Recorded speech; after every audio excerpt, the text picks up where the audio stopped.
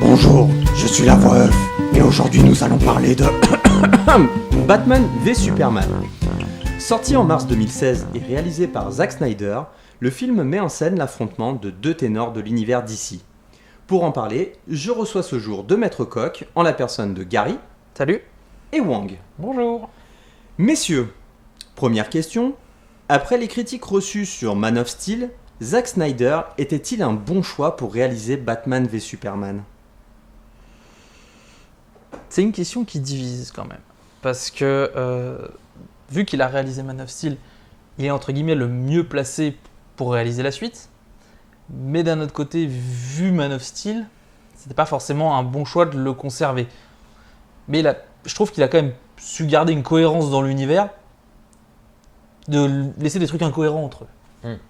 Je suis d'accord sur cet aspect de cohérence de l'univers. D'ailleurs, il me semble qu'il est déjà assigné sur les prochains films de l'univers DC. Les deux Justice League, effectivement. Voilà. Et en fait, du coup, je pense que si on compare avec l'univers Marvel, où il y a vraiment des réalisateurs très différents qui peuvent parfois marquer leur empreinte des différents films, là, on a une continuité. Après, le problème que moi j'ai eu sur Man of Steel, je ne sais pas si tu l'as ressenti aussi, c'est que Snyder n'était pas tout seul aux commandes. Et notamment, il y avait l'empreinte de Christopher Nolan, qui a réalisé la trilogie de Dark Knight juste avant, qui est encore très présente. Et on sent que Man of Steel, c'est un The Dark Knight-like, c'est-à-dire qu'ils ont repris avec des bouts de Zack Snyder dedans. Voilà, c'est ça. Et du coup, c'est un peu entre deux eaux. Et sur Batman et Superman, alors il me semble que Nolan n'est plus scénariste, mais je crois qu'il est encore producteur. Consultant ou un truc de genre. Voilà, consultant. Il y a moins cette impression-là, du coup. Le film est beaucoup plus graphique, beaucoup plus snyderien dans sa manière de faire. Par contre, et ça je pense qu'on y viendra un peu plus tard, on sent beaucoup plus la pression du studio derrière et de l'univers qu'ils veulent construire. Ce qui fait que le film est un peu entre deux eaux. Mais dans un sens, c'est pas forcément plus mal, puisque Snyder, quand on le lâche complètement, il a tendance à faire des fois un peu n'importe quoi. Des fois, il va accoucher d'un truc juste magnifique, mais des fois, il va aller un peu trop loin dans son délire et créer une vision un peu trop personnelle du truc. Donc, en soi, c'est plutôt pas mal que le studio soit derrière pour le cadrer, lui mettre des limites. À l'inverse, s'il a trop de limites, il n'est pas suffisamment créatif. Donc, oui, il faut trouver un juste milieu qui est pas forcément très simple à obtenir, surtout dans des films à gros budget. Oui, voilà, il y a tellement de prises de risque au final. Le film est beaucoup plus formaté et du coup, la patte Snyder se ressent moins. Alors justement, Zack Snyder est un réalisateur qu'on peut identifier entre mille, notamment pour son style de réalisation, ses arrêts sur image, la magnificence des décors et des personnages. Le ressent-on sur Batman v Superman et est-ce justifié du coup ? Oui, on le ressent sur certaines scènes, notamment les plus grosses scènes d'action, où il y a vraiment des compositions qui sont... on sent vraiment que derrière, il y a une vraie volonté esthétique. Il y a, les scènes les plus marquantes, c'est celle du Flash Forward, par exemple, où il y a cette scène où Batman se retrouve dans un futur apocalyptique et où il se bat avec une caméra tournoyante et tout. Ça, c'est vraiment une scène qui, en plus, c'est une des rares scènes en pleine lumière, qui pour le coup est vraiment super bien composée. Et puis la scène de fin aussi, même si après, il y a aussi tous les défauts de Snyder qui vont avec, c'est-à-dire un rythme un peu taillé à la serpe, qui d'ailleurs se retrouve dans les scènes d'action, mais qui se retrouve aussi dans la construction du scénario, dans des moments les plus calmes, et du coup, c'est pas forcément bien adapté. C'est-à-dire qu'il y a vraiment des scènes qui s'enchaînent, et des fois, on se dit qu'est-ce qui s'est passé entre les deux. Voilà. Et donc, ouais, on ressent encore sa patte, mais un peu plus limitée. Et après, je pense qu'elle convient à... son aspect guerrier, épique, ça convient tout à fait à Batman et Superman, qui sont des héros d'une mythologie moderne. j'avais bien aimé certaines scènes, notamment le combat final, où on a un Batman qui voit en fait ce qui se passe, et il voit le combat donc, contre le Big Boss et Wonder Woman et Superman. Il est que contemplatif parce qu'il peut pas faire grand chose de plus à ce moment-là. Il se rend compte de la puissance que peut dégager quand Superman s'y met à fond. On a un petit côté Wonder Woman qui est un peu trop exploité à ce moment-là pour ce qu'on en a vu en fait en termes de présentation. On se dit waouh, elle est capable de rivaliser comme ça avec le méchant alors que on n'a quasiment rien vu. Bon, ça c'est un petit détail, mais j'ai trouvé les images très belles. Les scènes en fait étaient très bien composées. Sur l'aspect visuel pur, il y avait quand même un petit peu de brouillon sur ce combat de fin. Et des fois, on voyait pas vraiment tout ce qu'on voulait voir. Mais en dehors de ça... Surtout beaucoup trop d'effets lumineux aussi. C'est ça. Mais en dehors de ça, on retrouve vraiment ce qu'il est capable d'apporter sur des films, en fait, vraiment en termes d'image. Alors, messieurs, vous m'avez parlé du scénario, très brièvement. Donc, j'aimerais qu'on revienne sur ce point, d'une façon générale, dans un premier temps. Et à peu près, en étant un peu plus précis, notamment à savoir si Batman v Superman arrive à un équilibre scénaristique entre ces deux icônes. Je te laisse commencer. Non, clairement, Batman v Superman souffre ou bénéficie, ça dépend du point de vue, de Man of Steel. C'est-à-dire que Superman étant très présent sur Man of Steel et Batman vs Superman étant la suite directe, on n'a pas besoin de présenter Superman, qui a déjà été présenté, mais on a besoin de présenter ce nouveau Batman, incarné par Ben Affleck, notamment dans cet univers de Superman. On a besoin de présenter un Batman qui a l'air plus ou moins rangé, d'après ce que j'ai compris du film. Il n'est pas ultra actif en tant que... Enfin si quand même, on sent qu'il est à... Sur le tout début, de ce que j'en ai eu l'impression, quand on voit la scène en fait d'introduction où on a encore le combat entre Zod et Superman qui introduit donc Bruce Wayne et non pas Batman, pour moi c'est un Bruce Wayne qui est assez vieillissant, qui fait encore un peu le Batman, mais sans plus. En gros, ses grosses némésis ont été éradiquées, vaincues. Et en soi, je trouve que c'est plutôt intéressant de placer Batman dans ce contexte-là, qui découvre en fait Superman avec tout ce qu'il peut engendrer. Mais du coup, ça met Superman au second plan du film. Et c'est assez dommage. Parce qu'on aurait bénéficié en fait d'avoir un vrai équité de temps de parole. C'est ça. Alors déjà, pour Batman en lui-même, c'est vrai que à part la séquence d'introduction où on a pour la je sais plus combienième fois l'origin story de Batman, enfin juste la partie avec la mort de ses parents, qui au final est là juste pour introduire un élément qui servira beaucoup plus tard dans le film. C'est vrai qu'on découvre un Batman qui, comme tu le disais, a vécu. Il y a certains éléments qui font dire, il a vécu ça, mais il n'y a pas de scène pour l'expliquer en long, en large et en travers. Par contre, c'est vrai que, l'enjeu du film tel qu'il a été présenté, c'est qu'effectivement, Superman apparaît comme une menace parce que c'est un dieu venu sur Terre et que du coup, il peut, s'il décide de péter un plomb, il peut devenir une véritable menace pour l'humanité. Du coup, c'est surtout dans cet angle-là que ça a été traité. Donc du coup, Batman prend une position de héros et Superman est plutôt traité comme un problème, pas forcément un méchant, mais plutôt un problème, une menace, puisque le film montre aussi ses bons côtés. Après, pour justifier le combat, les scénaristes ont essayé de trouver aussi une justification pour que Superman ou Clark Kent n'aime pas Batman.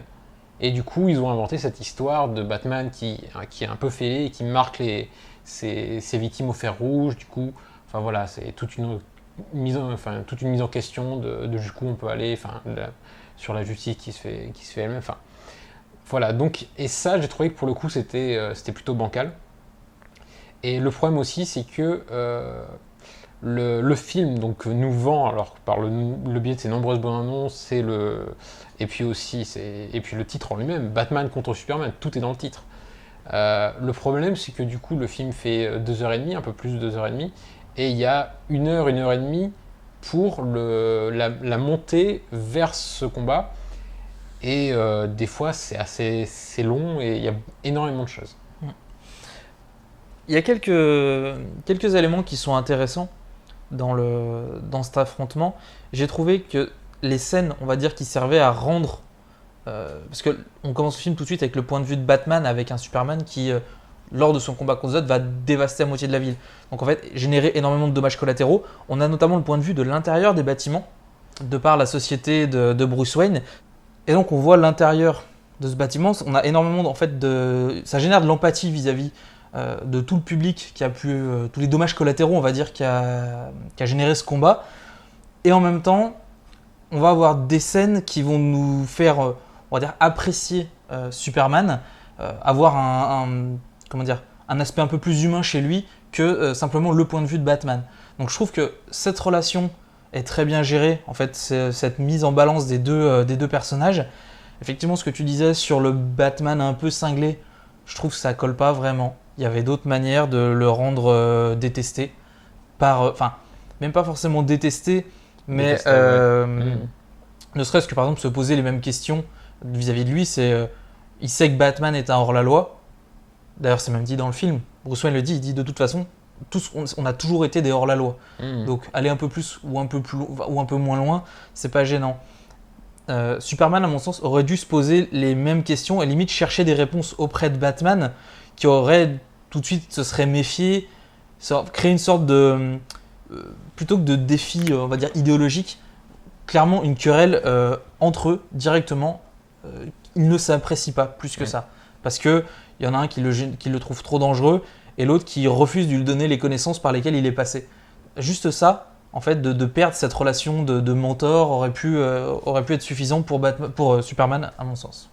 Je reviens juste sur ton exemple sur le fait qu'on voit les victimes de l'intérieur et tout. Ça me fait une transition vers un gros problème du film, à mon sens. C'est que justement, tout est traité super sérieusement.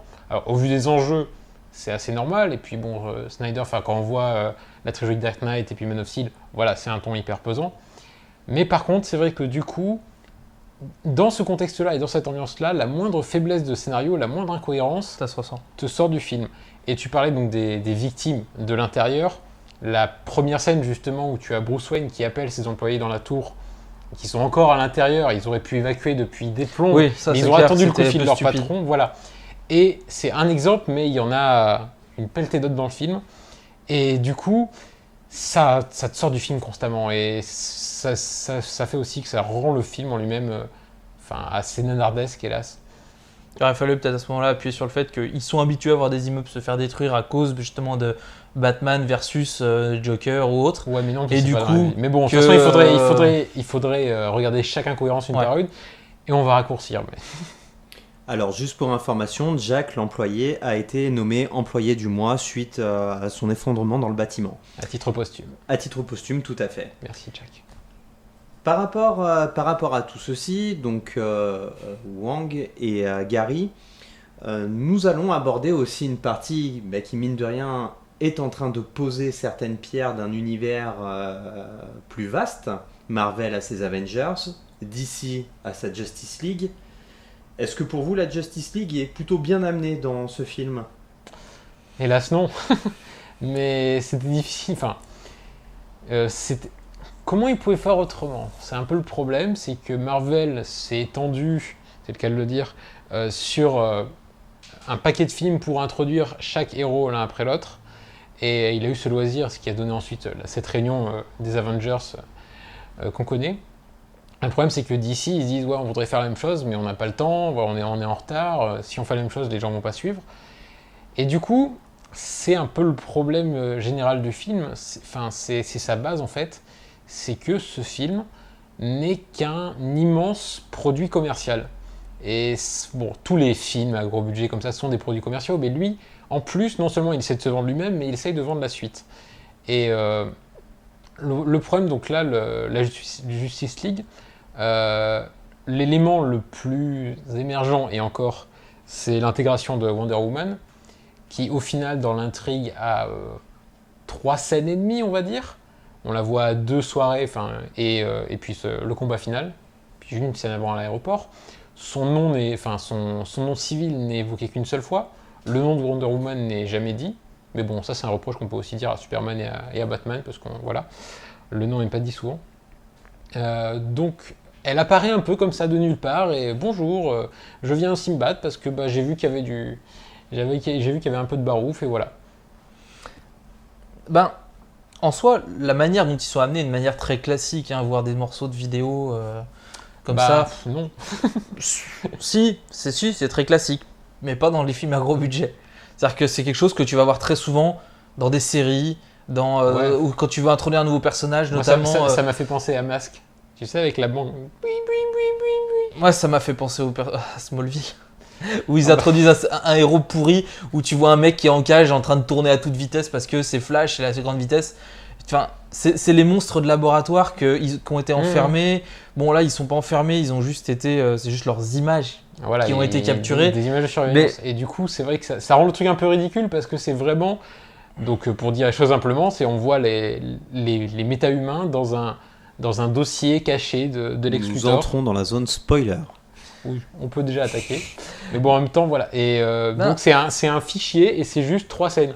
Présenté comme ça. C'est limite comme si Lex Luthor se matait 3 trailers, quoi. C'est ça. Mais présenté comme ça, effectivement, en plein milieu du film, aussi. Ça tombe comme un cheveu sur la soupe, c'est ça. C'est-à-dire que quand ils en parlent à la fin, à la toute fin du film, c'est oui, de toute façon, il va se passer quelque chose et on va trouver les méta-humains. Réunissez-nous. Alors tu sais, ça fait un joli message et tout. Et il faudrait que ce soit à ce moment-là qu'il dit mais lesquels. Il fait, hop, tu files les fichiers, puis voilà, c'est à ce moment-là qu'on les voit. Il suffit de faire ça. Il y a ça. Ça tombe moins comme un truc, un cheveu sur la soupe, quoi. Et puis il y a une autre scène dont je parlais tout à l'heure, c'est celle, même si elle est très bien réalisée encore une fois, c'est la scène qui se passe dans le futur, qui est en fait un rêve de Batman, mais on sait pas trop. Et puis il y a Flash qui arrive comme ça au milieu et qui fait ah, je suis arrivé trop tôt. Donc du coup, en fait, le problème, c'est que cette scène-là, déjà dans la continuité du film, en fait, il y a juste Batman qui est devant son écran, et puis on voit même pas qu'il s'endort. Hein. C'est hop, tiens, il y a 2 scènes au milieu qui sont longues en plus. C'est pas juste une petite vision, c'est 2 scènes. Ça doit bien faire 5 minutes le tout, et c'est vraiment en plein milieu. Alors, ils ont voulu se démarquer de Marvel en disant non, nous on fait pas de scène post-générique, c'est pas pour nous, machin. Au milieu du film. Nous, on est plus malin, on met la scène post-générique au milieu du film. Voilà. Et du coup, c'est vrai que ça sort complètement du film. Bah, non seulement il y a trop de choses, mais ça veut amorcer en plus trop de choses. C'est ça. Et ce qui rend le film indigeste au final. Déjà qu'au départ, il était pas terrible. Alors, je n'ai aucune transition d'ailleurs avec cette question. Je me suis pourtant creusé la coquille pour le faire, mais pas du tout. J'ai envie de vous dire qu'il y a quand même quelqu'un qui a été décrié dès l'annonce de son personnage. C'est Ben Affleck en Batman. Et pourtant, les critiques sont quasiment toutes unanimes, même ceux qui n'ont pas aimé le film. Il est le point fort du film. Mais qu'en est-il des autres acteurs ? Alors, pour parler déjà de son antagoniste principal, Superman, donc Henry Cavill, il y a un problème avec cet acteur. Bon, il a la tête de Boy Scout, tout va bien, hein, c'est pas le souci, mais le problème, c'est que dans la gestion des émotions, ça le fait pas. Bon, aussi, il faut dire que dans le film, il est pas gâté, parce que, encore une fois, Superman n'est pas vraiment présenté dans son intimité, enfin, à part une scène, encore une fois, mais en fait, il y a une scène qui est, pour le coup, très dramatique. Il y a des morts et tout, machin, et puis, il boude. Moi, Oui, je vois de quelle voilà, scène tu veux vois parler. La scène. Il et est comme effectivement, ça fait oh ben, non, encore. Zut alors, mince. Voilà, C'est pas ça. encore. Voilà, il y a un peu ça, tu vois. Mais voilà. Donc, je pense qu'à ce moment-là, c'est pas genre pas encore, c'est il vient justement dans cette scène, il vient pour se racheter justement, et voilà. Ça fait que empirer le truc. Et là, il a dit, je suis vraiment dans une merde noire. Et c'est. Mais après, on peut comprendre, après, est-ce que c'est le problème de l'acteur en lui-même ? Oui et non. Enfin, il y a quelque chose. De toute façon, Superman, c'est un personnage qui est quand même difficile, à moins de le rendre ultra cartoon comme les premiers films Superman le faisaient. Et du coup, c'était complètement un autre délire. Donc là, on accepte. Après Lois Lane, alors Amy Adams, moi j'aime beaucoup l'actrice. L'actrice c'est très bien. Le rôle est à chier. Le rôle est à chier parce que du coup, c'est vraiment la princesse à sauver. 3 fois. Ça fait beaucoup. 3 fois, il y a Superman qui vient la sauver. Dans le film Si, tu raconteras. Pour moi, j'en vois que 2. Si. Là, il y a la première fois, la deuxième fois et la troisième fois. Ah, c'est Voilà. pas faux, oui, ça j'ai oublié Voilà. la troisième fois. Mais bon, on les voit plus tard. Disons que elle a été présentée dans Man of Steel comme étant un personnage fort et elle l'est pas du tout dans Batman versus Superman. Ils c'est, essayent, mais, mais- non. Je comprends pas ce qui m'arrive. Oh, mais ça veut dire que j'ai été manipulé. Et puis voilà, c'est tout. Ouais, Ok, tu c'est t'en ça. tires aucune conclusion. Ça, non, t'as été manipulé. Et ça semble te convenir, donc c'est un peu bizarre. Je trouve que le personnage en fait ne se respecte pas lui-même d'un film à l'autre, ce qui a tendance à me déranger. Ouais. Pour le dernier, Non, bah, juste avant d'évoquer le gros problème, il y a juste le cas d'Alfred. Oui. Voilà. D'ailleurs, j'ai un trou sur son nom là tout de suite. Jeremy Irons. Jeremy Jeremy Irons, Irons. merci. Là, pour le coup, c'est globalement dans les avis, c'est un des points positifs qui revient de manière la plus récurrente. Moi, ça m'a pas spécialement marqué parce qu'au final, il n'a pas tant de présence que ça à l'écran. Mais c'est vrai que c'est un des rares à apporter un peu de décalage dans le film. Parce que bah, justement, en fait, on sent que lui, il a vécu ça pendant 20 ans avec Bruce Wayne et il est un petit peu en mode ouais, un jour. Il est en peut-être- détente. Hein. Voilà, il est en détente, il se dit. Je fais ça. Ouais, j'aimerais bien qu'un jour vous ayez une vie sereine, mais bon, voilà. Vous Mais bon, voilà. êtes trop vieux pour mourir jeune ou des trucs Mais comme ça. bon, après, rien de bien révolutionnaire. Juste pour information, donc la plupart des phrases qu'Alfred prononce sont toutes tirées de Dark Knight Returns, le comics que vous voyez devant moi. Yeah. Par là-bas. Ben, j'ai bien aimé Irons en Alfred. Il fait un peu moins vieux que la plupart des autres Alfred ont pu être dans le Ce film. qui est paradoxal, puisque Batman est plus vieux que les précédents Batman. Donc, enfin, Voilà, c'est du ça. coup, Donc Alfred, il va être c'est encore un peu bizarre. mais non. Il fait moins majordome, Oui. je trouve. En Et fait, il fait plus en fait. bah, c'est Q. Ouais, voilà, c'est- il fait Q. ouais. Il répare les objets. Il aide un peu à distance. Il a un peu aussi le rôle de Oracle. Aussi. Donc à certains moments. Je sais pas trop quoi penser au final parce qu'il tient bien son rôle, mais il n'a pas un rôle non plus transcendant. Ouais. Et donc, il reste le gros morceau, Jesse Eisenberg en Lex Luthor. La première impression que j'en ai, Vas-y. au tout début quand j'ai vu le film, j'ai dit putain c'est cool. Déjà c'est pas un Lex Luthor qui a le crâne rasé, il fait un peu patron de start-up et tout, et peut-être un peu trop justement. Peut-être qu'à un certain moment il est trop en décalage avec ce personnage. Et en fait, on ne ressent pas ses enjeux. Il fait ça juste pour s'amuser. Il n'y a pas d'enjeu financier derrière. C'est le dirigeant Ouais. de LexCorp. Il est censé... de Luthor Corp, pardon. Il est censé, on va dire, s'enrichir. Soit s'enrichir sur le plan personnel, soit s'enrichir au niveau de sa société. Mais il n'est pas censé trouver Oui. juste un hobby pour s'amuser. Ou même une quête de pouvoir, mais c'est vrai que là, du coup, c'est une réécriture complète du personnage. Puis bon, en gros, il y avait 2 versions de Luthor, hein, si j'ai bien suivi. Il y a une version d'abord présentée un peu scientifique, et ensuite ils ont fait la version businessman qu'on connaît depuis les premiers films Superman jusqu'à Smallville même. Le problème, donc, ils ont fait une réécriture, comme tu disais, par patron de start-up. Donc en plus, Jesse Eisenberg qui a joué dans The Social Network pour faire Zuckerberg, ça tombe bien. Tu peux dire que c'est bien calculé. Et du coup, la série, ils en ont fait un fils à papa. Et comme tu dis, son but n'est pas vraiment défini, si ce n'est foutre la merde. Et là, en fait, on retrouve le personnage qui crée le chaos, et c'est juste une pâle copie du Joker. Dans la plupart des versions de Luthor que j'ai pu voir, c'est en vous souhaitant s'enrichir, en cherchant à obtenir un but, on va dire, maléfique, il se fait contrer par Superman. Là, non. C'est ce qu'il cherche à faire, c'est à contrer Superman, qui visiblement ne lui a rien fait.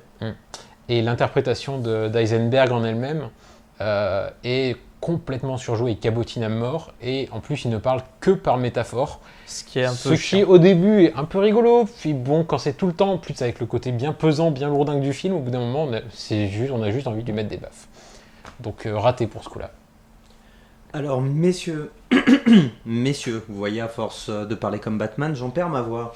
Mon temps de cuisson arrive à son paroxysme. J'ai la coquille qui va se fêler. Alors je vais vous demander en 2 mots la conclusion sur Batman v Superman et sur ce que vous en avez pensé. Moi, c'est une omelette nature. Parce que c'est... Il y a la base, mais il manque le sel. Il manque quelque chose qui... comment dire, qui va nous donner envie d'y revenir, justement. Ça aurait pu être quelque chose d'extraordinaire, de super bien. J'ai beaucoup aimé l'aspect visuel du film. Il y a plein de choses que j'ai vraiment appréciées. Mais il y a énormément de défauts, ne serait-ce que les scènes d'introduction post-générique, Au milieu. mid-film, enfin bref, c'est juste un peu apocalyptique.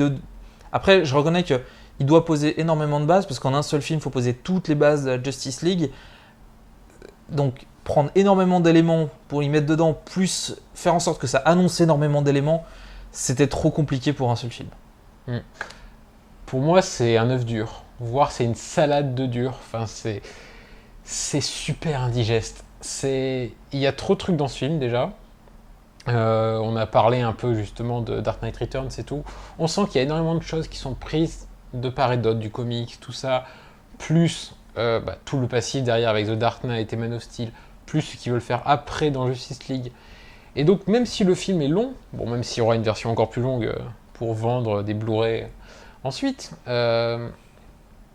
le problème c'est qu'il est super dense, comme en plus il est mal découpé, mal raconté en fait, c'est vraiment un problème de narration. La première heure et demie est lourde, mais vraiment, et pour aboutir au final à un combat qui est finalement expédié assez rapidement, le combat Batman vs Superman est super, est expédié en 5-10 minutes, et le combat d'après avec Doomsday est aussi assez rapide. Et du coup, le problème, c'est que... Alors, j'ai pas trop envie de toujours faire la comparaison avec Marvel et DC, parce que c'est pas le but, mais c'est vrai que Marvel a un côté plus léger dans ses films, alors que là, DC, ils ont fait, nous, on met les couilles sur la table et on fait quelque chose de vraiment lourd. Et le problème, c'est que quand on veut être aussi lourd, aussi réaliste, il faut arriver à l'assumer et avoir des enjeux qui tiennent la route. Et quand il y a une incohérence toutes les 10 minutes, ça marche pas et ça plante. Il y a un truc qu'on n'a absolument pas relevé, c'est qu'ils ont présenté les nouveaux de la Justice League, donc The Flash. Contrairement à Marvel, les séries et les films sont dans 2 univers complètement séparés. Oui, ça par contre, c'est un bon point. C'est un bon point, et en même temps, ça aurait eu le mérite d'introduire des personnages qui sont du coup existants, et parce qu'on va devoir encore se manger un film qui va les présenter, et ça va être lourd. Messieurs, du coup, je vous remercie. Merci à toi. Nous allons clôturer donc cette voix off sur Batman v Superman. Et quant à moi, je vous retrouve pour une prochaine émission. Au revoir. Ciao. Voilà.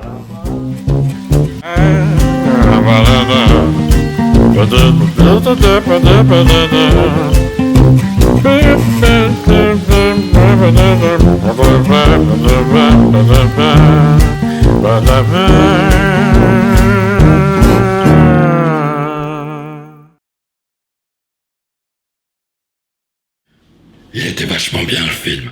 Enfin, j'étais vachement mieux que toi quand même. J'ai trouvé que le film était plutôt pas mal, mais mon rôle était bien plus poussé que le tien. Ouais. Vite fait quand même, hein. Tu dis 2 phrases, c'est pas énorme. Peut-être, mais moi on ne voit pas 2 fois dans le même film mes parents mourir au fond d'une ruelle. Eh ben moi, mon père il a pas été tué à cause d'un chien et d'une tornade. Alors écoute-moi bien, la prochaine fois que tu dis ça, je te jure que c'est moi qui t'allume et c'est pas ton bas de signal, ok? Eh ben, j'ai plus une lumière que toi. Messieurs, ne vous battez pas en slow motion. Laissez-moi une place. Bonjour. Ah, Batman, Superman. Ah, j'aime ce que les gens se rencontrent. Ah, est-ce que c'est un cercle? Est-ce que c'est un triangle, un carré? Non, c'est une ligne droite entre vous deux. Ah là là, t'en vas la cruche à l'eau qu'à la fin. Elle se casse. Qui vole un œuf? Vole une grand-mère. Oh, ferme-moi. J'ai vos mamans de Paris.